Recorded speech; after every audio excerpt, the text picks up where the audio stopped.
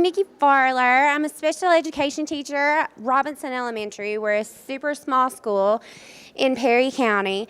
The majority of my students, half of my students are on the autism spectrum, and then the other half all have some sort of sensory issue. We all recognize that students with ADHD and other issues have sensory issues that need to be addressed as much as we can in the regular classroom. That was not happening at my school. We have the wonderful resource of an amazing sensory room that's in the primary section of our building. So our students 3 through 8 are accountability kids. We're having to go down to the sensory room a majority of their instruction throughout the day last year. And speaking with my principal and the leadership committee at my school, we decided we have to do something to fix this problem. So at the beginning of the year this year, we decided we're going to try sensory toolboxes because our students 3 through 8, as we work through the primary program, we really target how to isolate and calm those sensory needs. So our kids have a sensory checklist that they work on throughout primary, especially in that 2nd grade year, before they go on to more accountability grades. So once they get to 3rd grade, we have our sensory toolbox. The students build their toolbox with the needs that they have.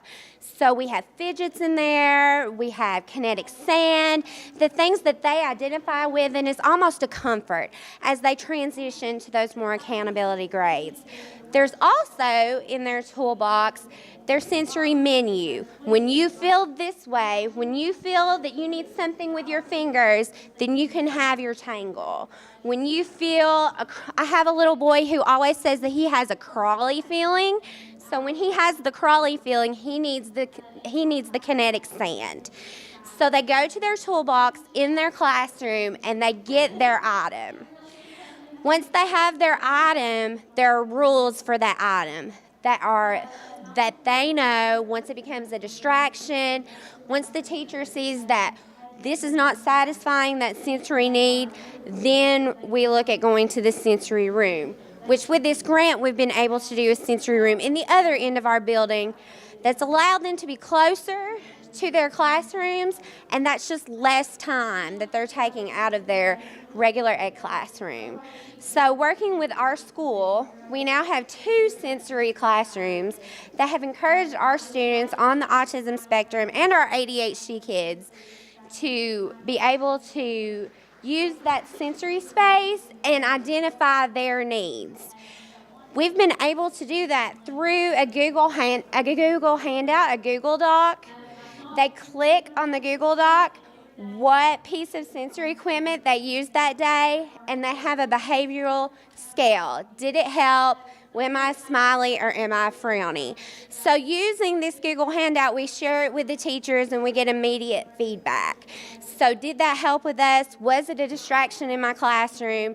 And we meet with these and check. Because a regular education teacher looks at me like I'm crazy when I come in with the toolbox of all these toys that I'm leaving in their classroom, and the first thing they say is, oh, that's not going to work. But as we've tried them and as they've worked, our students have been in the classroom more than they were last year. I have a student who is consistently out of reading class in the sensory classroom 4 out of 5 days a week. And since we've started this, we haven't completely implemented it. But with his sensory tools in his classroom, he's in the reading class now 3 days consistently. So as this rolls out to my other students 3 through 8, there is a toolbox in each classroom. We hope to see that improve because it's so important that they be able to regulate, understand, and recognize their sensory needs so that as they become adults and they go on to high school and they have career goals for themselves, that they know what they need to be able to be productive citizens. Thank you.